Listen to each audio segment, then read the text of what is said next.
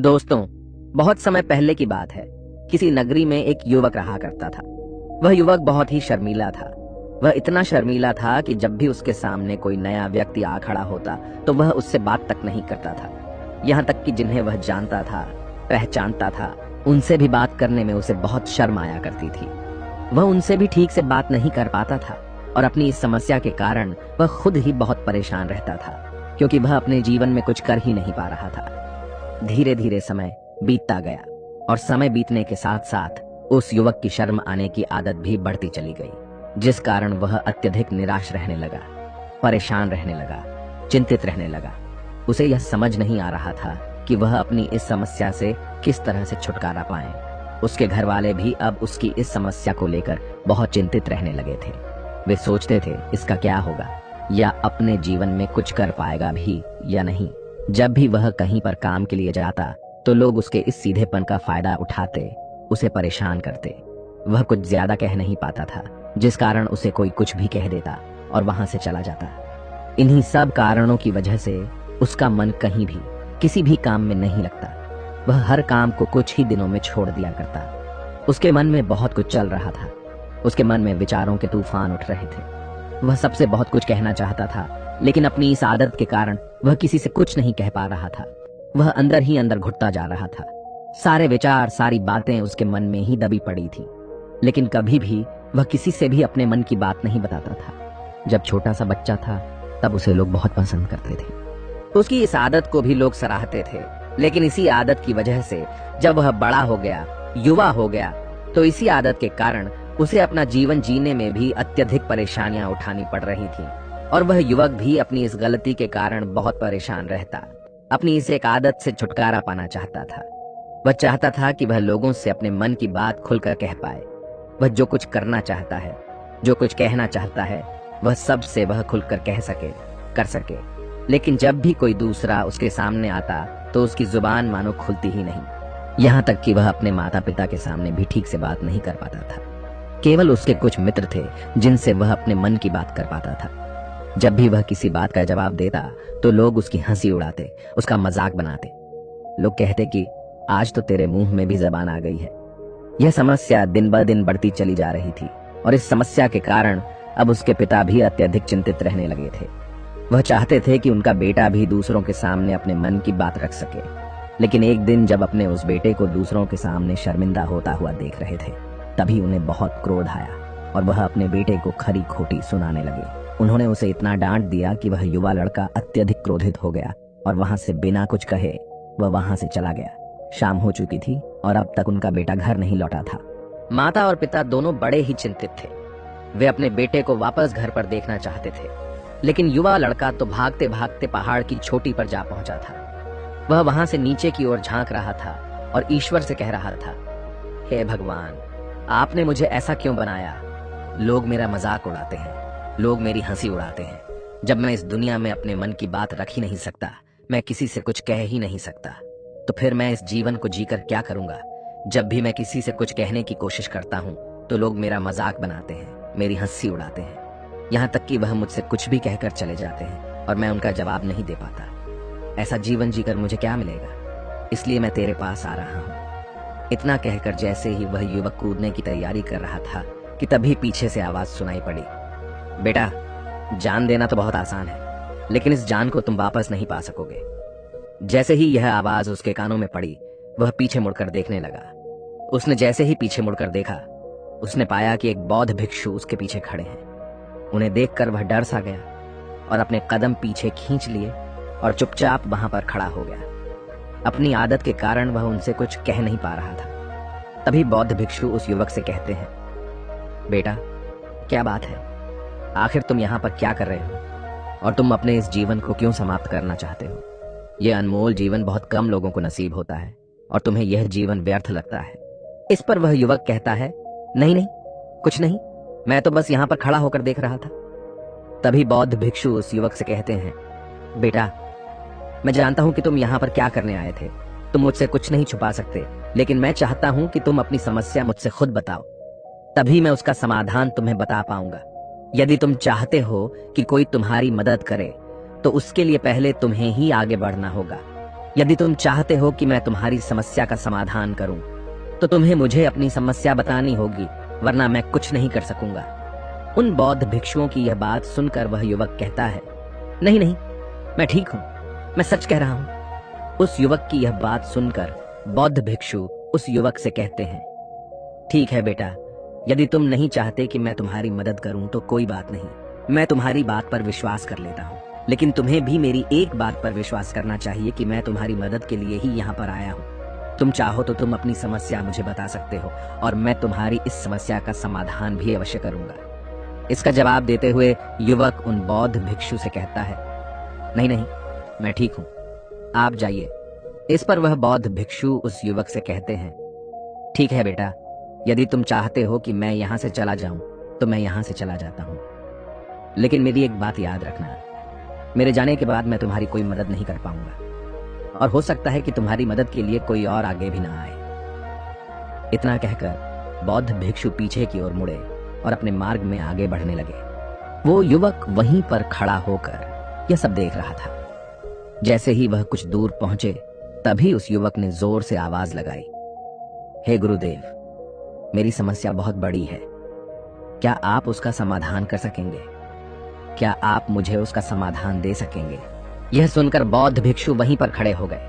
पीछे मुड़कर उन्होंने उस युवक की बात का जवाब देते हुए कहा, बेटा, इस दुनिया में कोई भी ऐसी समस्या नहीं है जिसका कोई समाधान ना हो।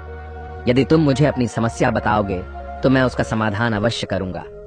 तभी वह युवक उन बौद्ध भिक्षु से अपनी समस्या बताते हुए कहता है, गुरुवर, मेरी एक बहुत बड़ी समस्या है कि मैं शर्मीला हूं, जिस कारण मैं किसी से कोई बात नहीं कर पाता।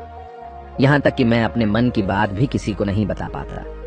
जब भी मैं किसी से बात करने की कोशिश करता हूं तो लोग मेरा मजाक उड़ाते हैं, मेरी हंसी उड़ाते हैं। जब भी मुझे कोई खरी खोटी सुनाता है, उल्टी सीधी बातें करता है, तो मैं उनका जवाब नहीं दे पाता। मैं लोगों की तरह चालाक बनना चाहता हूं, लोगों की तरह बातों का जवाब देना चाहता हूं, अपने मन की बात करना चाहता हूं। मैं इस दुनिया के साथ कदम से कदम मिलाकर आगे बढ़ना चाहता हूं। क्या इसका कोई समाधान है? उन भिक्षु ने उस युवक की सारी बातें ध्यानपूर्वक सुनी और फिर जवाब देते हुए कहते हैं, बेटा, जरूरत से ज्यादा शर्मीला होना, इसका अर्थ यह है कि तुम्हारे अंदर कोई डर है जिसे तुम पहचान नहीं पा रहे, जिस कारण उसका समाधान करने में भी असमर्थ हो। शर्म करना अलग बात है और डरना अलग। जब हमारे भीतर डर होता है, तब हम कहीं भी, किसी से भी कोई भी बात नहीं कर सकते। हमें चारों तरफ केवल डर ही नजर आता है और हम हर जगह से डरते ही रहते हैं, लेकिन इसे शर्माना नहीं कहते। शर्म तो बस एक हद तक तुम्हें चुप रख सकता है। फिर वह बौद्ध भिक्षु उस युवक से कहते हैं, बेटा, तुम सबसे अधिक किससे शर्माते हो? युवक इसका जवाब देते हुए कहता है, गुरुवर, मुझे अपने पिता से बात करने में बहुत शर्म आती है, मैं उनके सामने कुछ बोल ही नहीं पाता।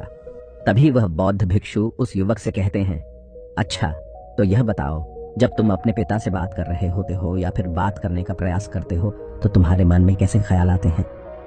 युवक इसका जवाब देते हुए कहता है, गुरुवर, जब भी मैं अपने पिता से बात करने का प्रयास करता हूँ तो मुझे ऐसा लगता है कि मानो मेरे पिता अभी मुझे डांट देंगे, मुझ पर क्रोध करेंगे, मुझसे या नाराज हो जाएंगे, और कहीं ना कहीं मुझे यह भी लगता है कि मैं कुछ गलत बात ही करूंगा। यहाँ तक कि मेरे मन में ऐसे भी ख्याल आते हैं कि शायद मेरे पिता मुझसे प्यार ही नहीं करते। परंतु गुरुवर, आप कहते हैं कि शर्म अलग है और डरना अलग बात है, तो क्या कोई ऐसा उपाय है जिससे मुझे डर ही ना हो? क्या कोई ऐसा रास्ता है जिससे मेरे अंदर का यह डर पूरी तरह से समाप्त हो जाए? कृपा करके मुझे इस समस्या का समाधान बताइए। मुझे अपने इस डर से बाहर निकलना है। मुझे लोगों की तरह अपने इस जीवन को खुलकर जीना है। उस युवक की ये सारी बातें सुनकर बौद्ध भिक्षु उस युवक से कहते हैं, जाओ और अपने पिता से कहो कि मुझे कुछ काम करना है और उसके लिए मुझे आपसे कुछ धन चाहिए। यदि तुम उनसे धन मांगने में कामयाब हो गए तो मैं तुम्हें तुम्हारी समस्या का समाधान अवश्य बताऊंगा। वह युवक काफी घबरा गया। उसने उन गुरुवर से कहा, हे गुरुवर, मुझे यह कार्य न दीजिए, मैं उनसे कुछ नहीं कह पाता। उनके सामने तो मेरी बोलती तक बंद हो जाती है, मैं उनसे धन भला कैसे मांगूंगा? यह बात सुनकर बौद्ध भिक्षु उस युवक से कहते हैं, तब तो तुम्हारी समस्या का कोई भी समाधान नहीं है और न ही तुम कभी भी अपने जीवन को खुलकर जी पाओगे। यह बात सुनकर युवक उन भिक्षुओं से कहता है, गुरुवर, ऐसा न कहे, कृपा करके मुझे कोई और कार्य बताइए, कोई ऐसा कार्य जिससे मेरे अंदर का डर पूरी तरह से समाप्त हो जाए। कोई ऐसा समाधान बताइए। इसका जवाब देते हुए वह बौद्ध भिक्षु उस युवक से कहते हैं, बेटा, यदि तुम्हें अपने अंदर के डर को समाप्त करना है तो पहले तुम्हें मेरा यह कार्य करना होगा जो मैंने तुम्हें कहा है।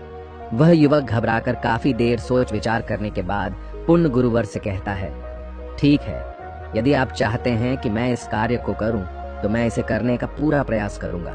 इतना कहकर वह युवक अपने घर लौट जाता है।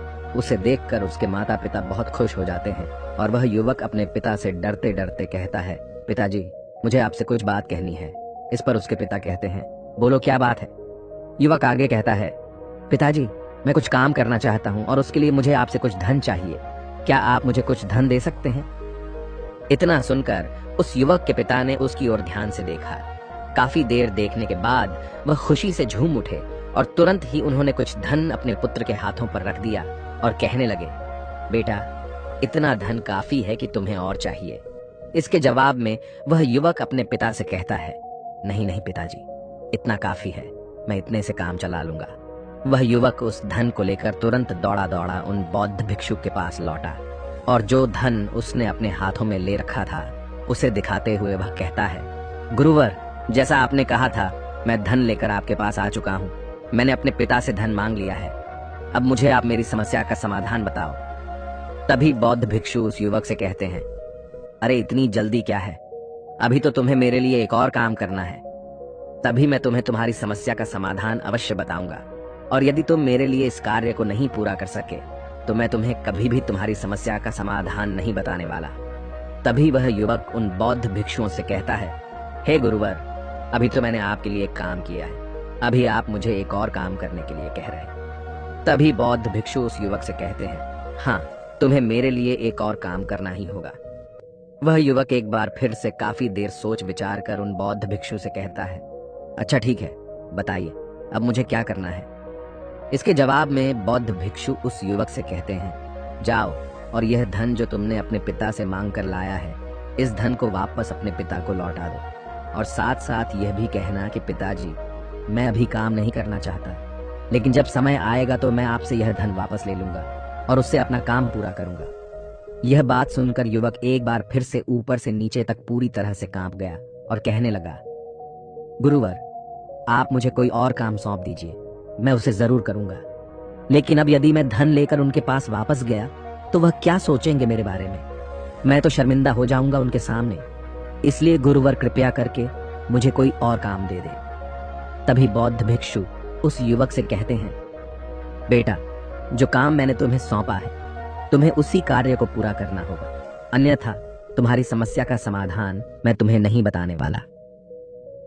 काफी देर सोच विचार करने के बाद वह उन बौद्ध भिक्षु से कहता है, ठीक है गुरुवर, मैं वापस जाता हूँ और यह धन लौटाकर मैं अभी आता हूँ।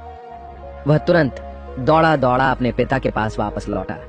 उसने अपने पिता से कहा, पिताजी, मैं यह धन अभी नहीं लेना चाहता, अभी यह धन आप मुझसे वापस ले लीजिए। जब मुझे कोई काम पड़ेगा तो मैं आपसे यह धन वापस ले लूंगा। उसके पिता ने उस युवक की तरफ घूर घूर कर काफी देर तक देखा और फिर मुस्कुराते हुए कहने लगे, बेटा, मैं समझता हूं कि किसी भी काम को शुरू करने से पहले हमें उसके बारे में जानकारी इकट्ठा करनी चाहिए। उसके बारे में समझना जरूरी है। कब, क्या, कैसे और कब तक करना है, इसके बारे में भी हमें जानकारी लेनी जरूरी है। कोई भी काम ऐसे ही नहीं शुरू किया जा सकता। उसमें हम सफल होंगे या फिर नहीं, इसका भी अनुमान हमें लगाना पड़ता है। और जब हम इन सभी के बारे में सही जानकारी प्राप्त कर लेते हैं तभी हमें धन लगाना चाहिए। मुझे बहुत खुशी है कि तुमने यह सही निर्णय लिया है। जब तुम्हें यह समझ में आ जाए कि जो कार्य तुम करने जा रहे हो वह तुम्हारे लिए उचित है, तब तुम चाहो तो मैं तुम्हें यह धन वापस लौटा दूंगा। युवक अपने पिता से यह सारी बातें सुनकर मन ही मन बहुत प्रसन्न था। उसने यह तो उम्मीद तक नहीं की थी कि उसके पिता हंसकर उसे इस तरह से सारी बातें समझाएंगे। वह मन ही मन यह सोच ही रहा था कि तभी उसके पिताजी उसके और करीब आए और अपनी उस युवा बेटे को गले से लगा लिया। जैसे ही उसके पिता ने उस युवक को गले से लगाया, उसको बहुत अच्छा महसूस हुआ। उसका आत्मविश्वास, उसका हौसला और बढ़ता गया। उसके बाद युवक वापस पुण्य गुरुवर के पास लौटा और कहने लगा, गुरुवर, जैसा आपने कहा था मैंने बिल्कुल वैसा ही किया है। मैंने धन अपने पिता को वापस कर दिया है। अब तो कृपया करके मुझे मेरी समस्या का समाधान बता दीजिए। तभी बौद्ध भिक्षु उस युवक की तरफ देखकर मुस्कुराते हैं और इस युवक से कहते हैं, बेटा, इतनी जल्दी क्या है, अभी तो तुम्हें मेरे लिए एक और काम करना ही पड़ेगा। वह युवक कहता है, महाराज, आप आखिर मुझसे बार बार इस तरह से काम क्यों करवा रहे हैं? क्या आपके पास मेरी समस्या का कोई समाधान नहीं है? कहीं आप मुझे बेवकूफ तो नहीं बना रहे? जिस तरह से लोग मुझे बेवकूफ बनाते हैं, क्या आप भी मेरे साथ वही तो नहीं कर रहे? आपने कहा, जाओ अपने पिता से पैसे मांग कर लाओ। मैंने पैसे मांग कर लाए। आपने फिर कहा, जाओ ये पैसे अपने पिता को लौटा कर आओ। मैंने आपके कहे अनुसार बिल्कुल वैसा ही किया, और अब आप कह रहे हैं कि मैं आपके लिए एक और काम करूं। नहीं, ये मुझसे नहीं होगा।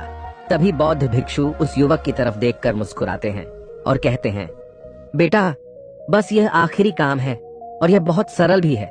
तुम जैसे ही इस कार्य को पूरा करोगे, मैं तुम्हें वचन देता हूं कि मैं तुम्हारी समस्या का समाधान तुम्हें अवश्य बताऊंगा। इस पर वह युवक फिर से एक बार सोच विचार करता है और उन बौद्ध भिक्षु से कहता है, ठीक है, लेकिन यह आखिरी काम जो मैं आपके लिए करूंगा, बताइए मुझे क्या करना है? तभी बौद्ध भिक्षु एक मूर्ति निकालकर उस युवक के हाथ में थमा देते हैं। वह मूर्ति दिखने में बहुत ही साधारण सी थी, लेकिन वह बौद्ध भिक्षु उस युवक से कहते हैं, बेटा, तुम्हें इसे बाजार में ले जाना है, इसे बेचना है और इसके बदले में तुम्हें 100 सोने के सिक्के लेकर आने हैं। जब तुम यह करने में सफल हो जाओगे, तभी मैं तुम्हें तुम्हारी समस्या का समाधान तुम्हें बता पाऊंगा। वह युवक उस मूर्ति को अपने हाथ में लेकर बड़े ही गौर से देखता है और उन बौद्ध भिक्षुओं से कहता है, हे गुरुवर, ये तो बड़ी ही साधारण सी मूर्ति लग रही है, मानो मिट्टी की बनाई गई हो। इसके लिए भला 100 सोने के सिक्के मुझे कौन देगा? कहीं आपका माथा फिर तो नहीं गया है? इसके 1 या 2 सोने के सिक्के मिल जाए वही बहुत है, लेकिन इसके लिए 100 सोने के सिक्के कोई नहीं देगा।